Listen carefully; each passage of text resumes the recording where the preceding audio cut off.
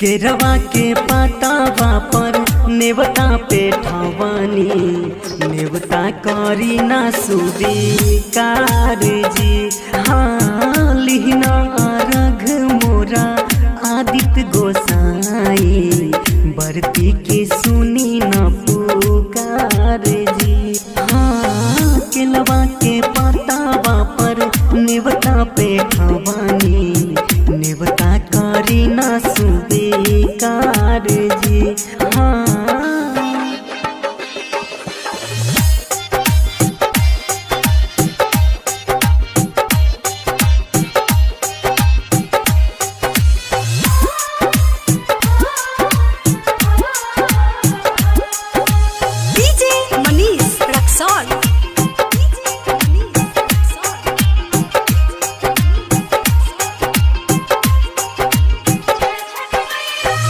देहब रघ दुनु बेरा आदित्य तोहके साझिया फजीरे साझिया फजीरे दूसरा या रघ देके मांगब आशीष आके गंगा के तीरे।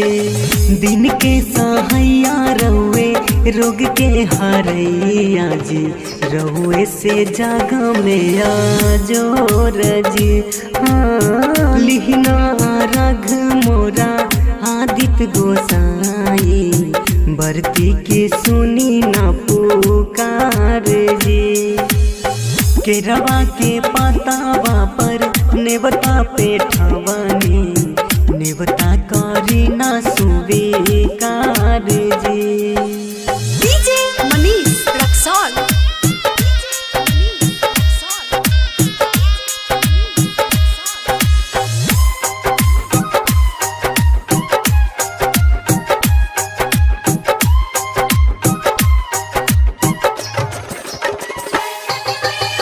नजरी के कोर से करी ले जोरे जग रहुए से जगेला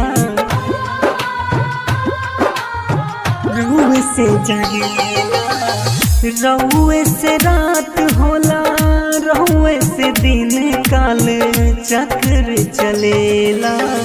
हर साल करब बारत आई छठी घाटिया हो हमनी पे करब उपकार जी। हाँ लिहना रघ मोरा आदित्य गोसाई बरती के सुनी ना पुकार जी।